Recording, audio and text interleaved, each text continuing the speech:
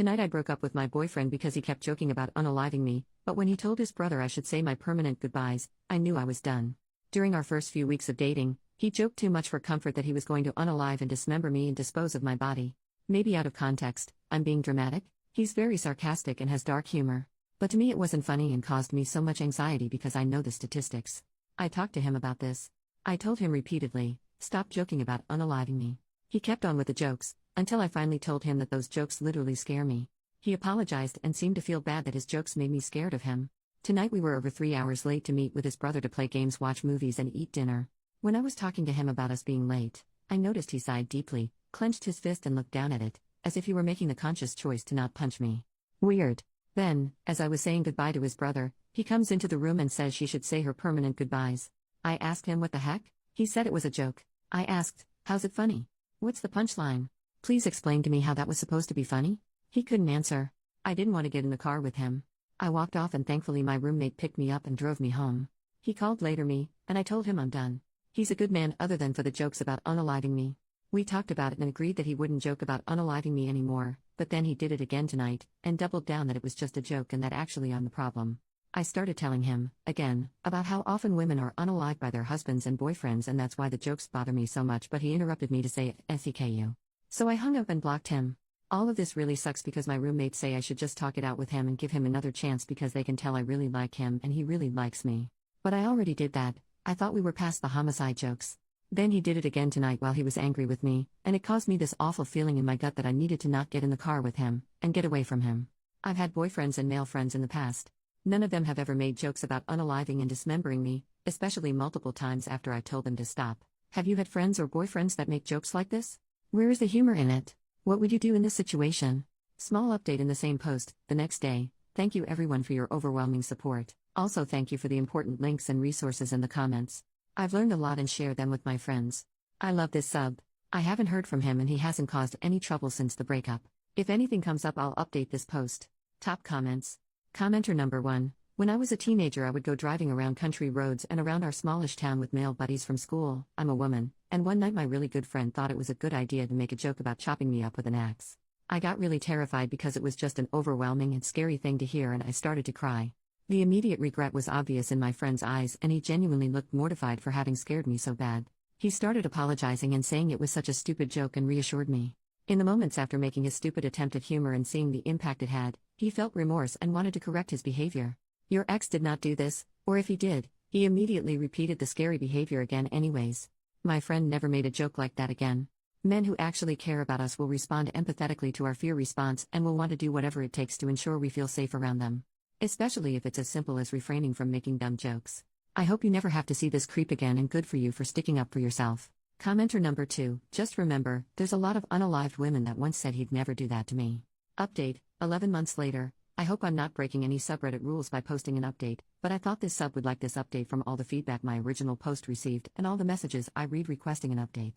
My original post was almost a year ago. Thankfully I have moved across state since then and have not seen him since. The last time I spoke to him, over the phone, I made it very clear several times. Me, you promised you'd stop making jokes about unaliving me, but then you did it again. Me, you realize the greatest threat for women is being unalived by their boyfriends and husbands?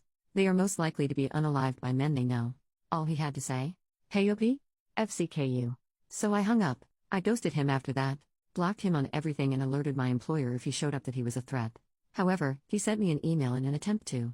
I don't know? I'll leave you to draw conclusions because I really can't make sense of it, but it is pretty long. The email he sent me. Dear OP, spelled with numbers, he got my name wrong multiple times and it became a joke, which is what he refers to here. I don't really know how to go about saying that I am empathetic, as I'm a me-pathetic mess. But I do feel, I can understand, and I have recognized. My actions have consequences. Clearly. I thought I was being reasonable. I gave you time and space. I wasn't sure how long I needed to wait, or if I should just do nothing, but I didn't know you had even blocked me, until today, as I had not called, and only texted that first day, expecting nothing back, yet now I understand, I should have known. I tried to call you tonight though, despite my better judgment, that's when it hit me hard. It's been almost 2 weeks. I know you don't want to be in a relationship with me, but I wanted to end this civilly, I could hope at least. On terms that we both could live on, amicably, or me, since I didn't have a choice.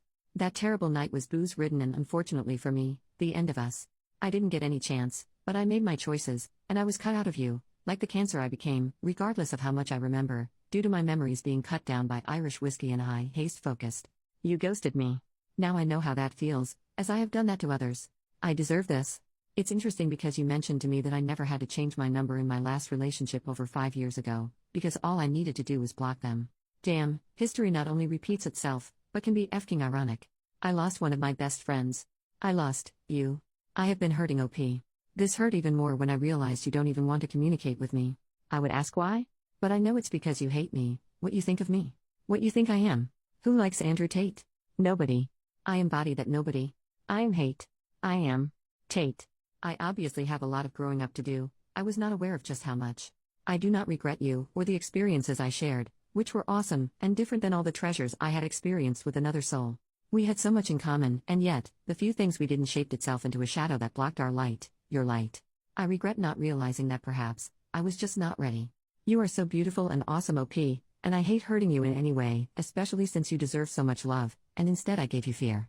You however only gave me happiness, you made me feel wanted, so much so that it blindsided me. I haven't been that happy in a very long time, and maybe that's why I fell for you so hard and so fast, as I had been in the dark for years, and your essence got me as high as a kite. I could see the sky for once. I was flying. I had been grounded since I had lost my wings a few years ago, and it showed. I started sinking in the sands of time. In bottles. In gates drowned by my fears. My brother lost a friend because of me. I lost because of me. I may be a good person, that does bad things, but I did a bad thing to a good person. It scares me to think that, when we do, and it will inevitably happen, as it's a small town, run into each other, you will fear me. And I will fear you. I don't want that. But, I made my grave. And I suppose I need to sleep in it. I will not call you again, as I did tonight, as much as I want to. You can always call me, but, I am aware that is about as real as my dreams coming true. I have respected your space. I haven't tried to suffocate it, or breathe your air. I just wanted to bury myself with a little dignity today, considering that I must be public enemy number one. I'm embarrassed to admit that running into your roommates or even co-workers makes me feel uncomfortable. That I did.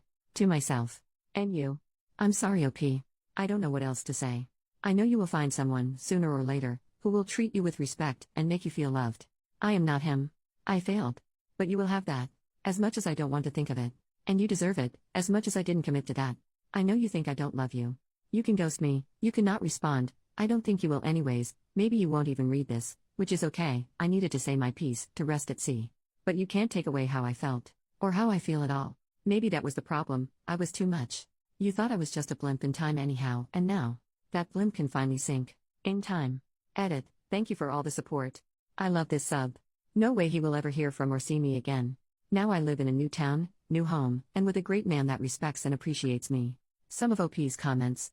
Commenter, people talking about this man being sociopath, psychopath, narcissistic. To me he sounds like a generic boy that is trying to verbalize his emotions for the first time.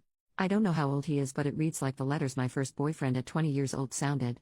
Trying to be poetic and funny and failing at both. And just word vomiting emotions without fully understanding them.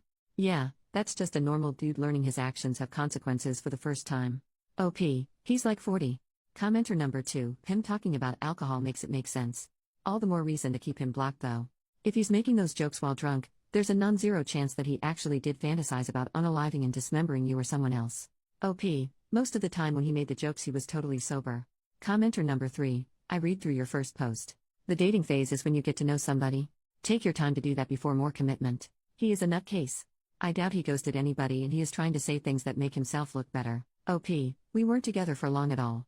I was initially attracted to him because he was cheerful, happy, charismatic, kind, considerate, and handsome. Then the mask fell off. But I am glad he showed me who he is so early on.